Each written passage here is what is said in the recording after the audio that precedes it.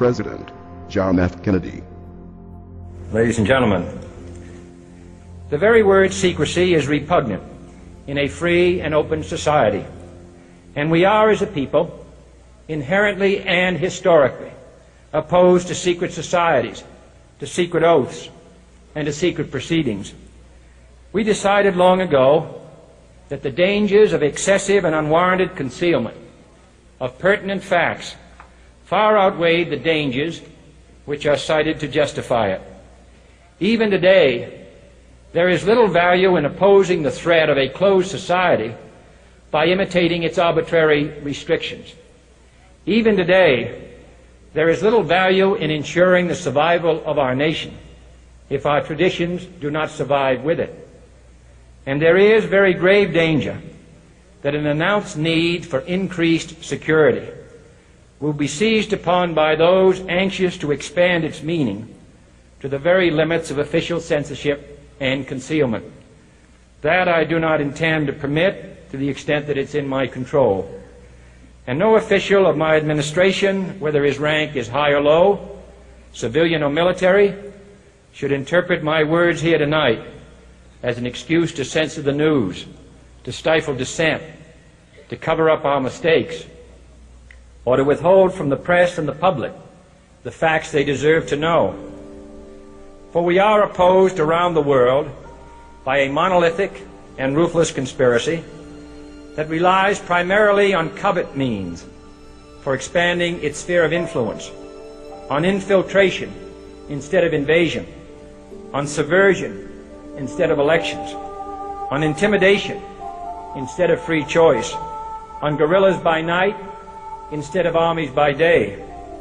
It is a system which has conscripted vast human and material resources into the building of a tightly knit, highly efficient machine that combines military, diplomatic, intelligence, economic, scientific, and political operations. Its preparations are concealed, not published. Its mistakes are buried, not headlined. Its dissenters are silenced, not praised. Its dissenters are silenced, not praised.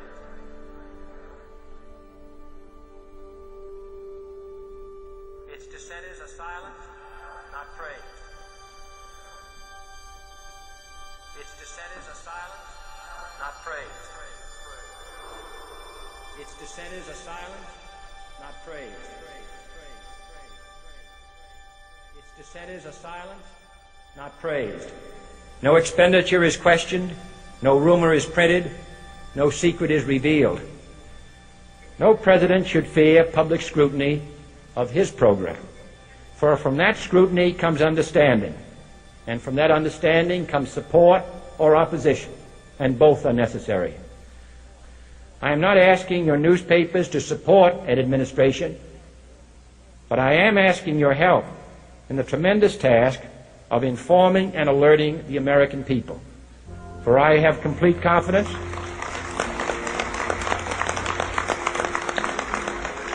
in the response and dedication of our citizens whenever they are fully informed. I not only could not stifle controversy among your readers, I welcome it. This administration intends to be candid about its errors.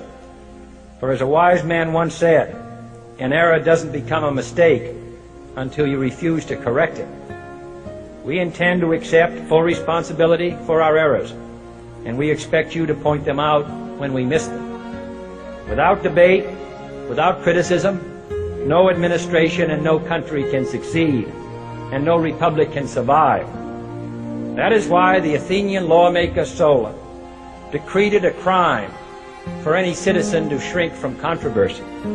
And that is why our press was protected by the First Amendment, the only business in America specifically protected by the Constitution, not primarily to amuse and entertain, not to emphasize the trivial and the sentimental, not to simply give the public what it wants, but to inform, to arouse, to reflect, to state our dangers and our opportunities, to indicate our crises and our choices, to lead, mold, educate, and sometimes even anger public opinion.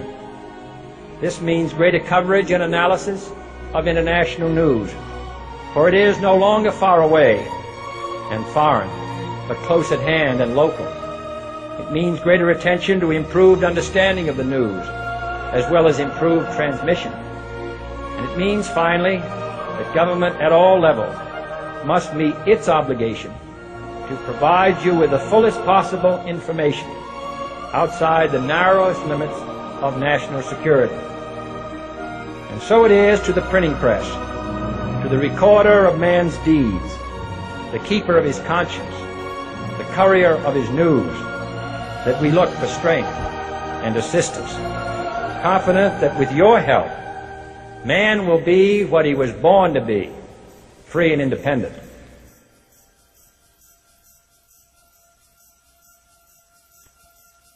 You were both in Skull and Bones, the secret society. It's so secret we can't talk about it. What does that mean for America?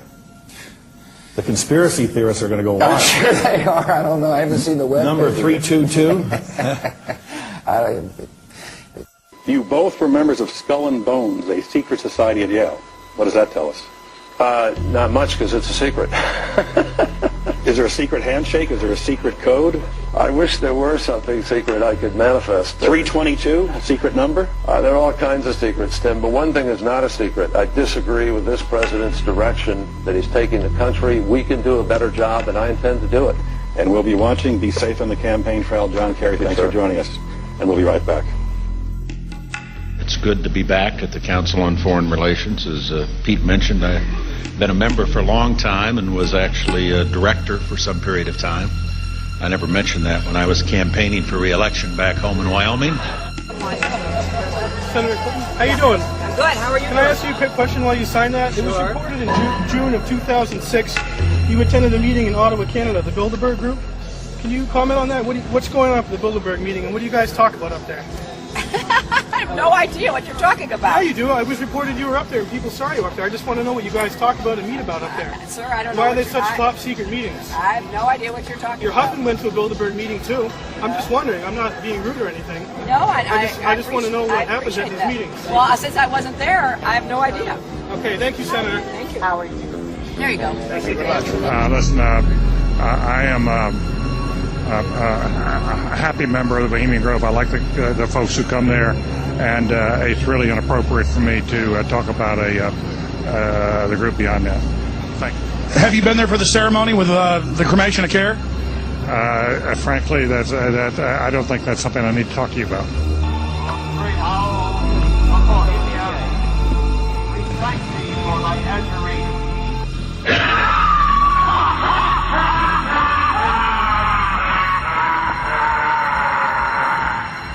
Have you been there for the ceremony with the cremation of care?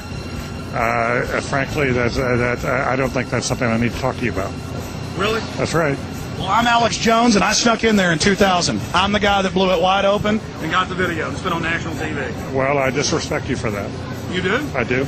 But there's a lot of big public officials going in there. Don't we deserve to know? I don't know anything about you, and I don't know anything about your film. But if you go in there with an understanding, you violated that understanding by releasing that film, and I don't respect you for that. Really? But we have public officials. I'm sorry. You took an understanding when you went in there that you would not do that film, and did you have an understanding when you went in there? No. Did you crash it?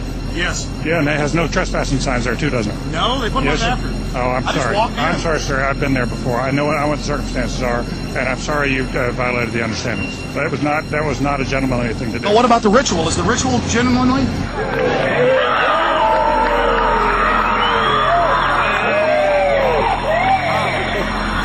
Sir, everything. I don't owe you this comment. I know. This is what's called ambush journalism, and I disrespect you for that as well. So thank you and goodbye. In the ritual? It's none of your damn business. Oh.